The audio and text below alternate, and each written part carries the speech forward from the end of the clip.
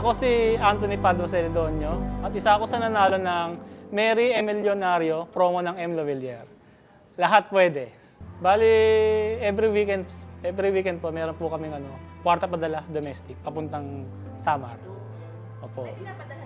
Opo, yung pera po ng isda, buy and sell po. Yung sa boss ko po. Bali ako po yung nakapangalan. Kasalukuyan kasing nasa biyahe ako, messenger kasi ako ng laboratory. Nag-chat lang sa akin yung dating agent ng branch. Sabi niya, "Sir, congratulations, nanalo po kayo." Kumbaga nag-gets ko naman po na yung yung promo. Ginawa ko po agad. Tignan ko po agad yung Mcash ko. Zero. Kasi na-expect ko nanalo na nga po ako. Sobrang excited po. Masaya, nakakakaba. Ganun po.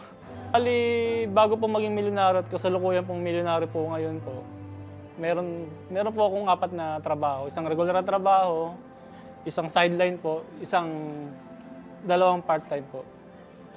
Ayun po, ang paggagamitan ko po noon is magkaroon po ng security sa buhay, sa pangangailangan bilang medikal, sa bahay na rin po. Yun po. Kumbaga para magkaroon po ng kasiguraduhan yung kinabukasan. Abaw lang po yung pangarap ko. Pangarap ko lang po magkaroon ng peace of mind.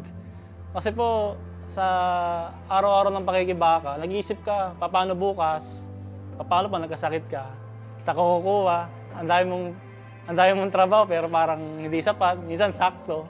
Ayun po, bali magsisilbi po itong premium to na peace of mind po sa balang araw na mga kakaharapin po namin po.